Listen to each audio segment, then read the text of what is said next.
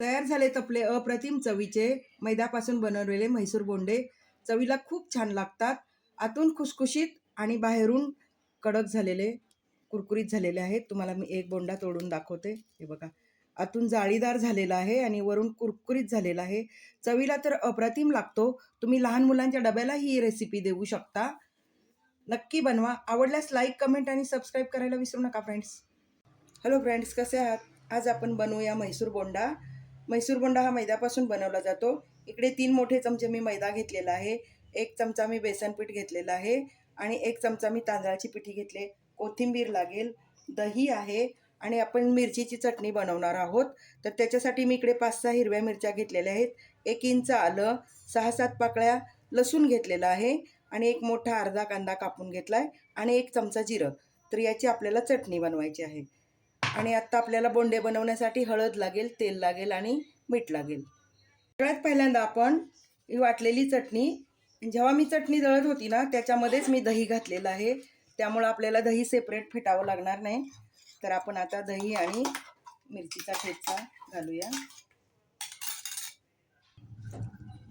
आता आपण कोथिंबीर घालणार आहोत, बारीक कापून घ्यायची.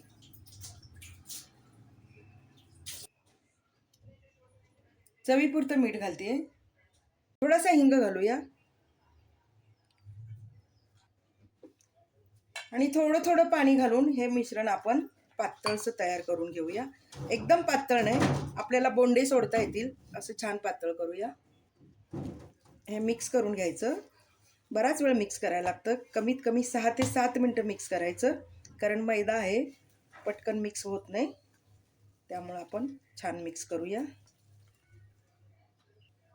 एक 5 मिनटं आपण छान मिक्स करून घ्यायचं, म्हणजे ते मिश्रण एकदम असं लवचिक तयार होतं.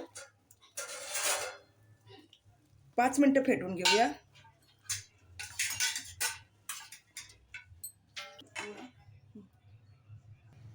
छोटा अर्धा चमचा खाण्याचा सोडा घालूया, त्यामुळं आपले बोंडे ना एकदम फुलफुलीत होणार. हे पीठ मी चांगलं मिक्स करून घेतलेलं आहे. आता आपण 5 मिनिटासाठी असंच ठेवूया, म्हणजे पीठ फुलेल. इकडे मी गॅसवरती कढई गरम करून घेतलेली आहे, त्याच्यामध्ये मी तेल घातलेलं आहे आणि आता आपण हे बोंड्याचं मिश्रण आहे ना ते आपण सोडून देऊया. गोल सोडा, तुम्हाला जसं जमेल तसं सोडा आणि ते फुगून गोलच होतात, त्यामुळे तुम्हाला जसं हवं तसं तुम्ही सोडू शकता.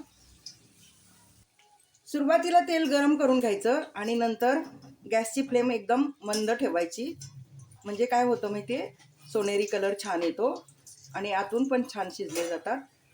तर आता आपण हे बघा या पद्धतीने उलटून घेतलेले आहेत आणि कलर पाहू शकता, खूप छान कलर आलेला आहे.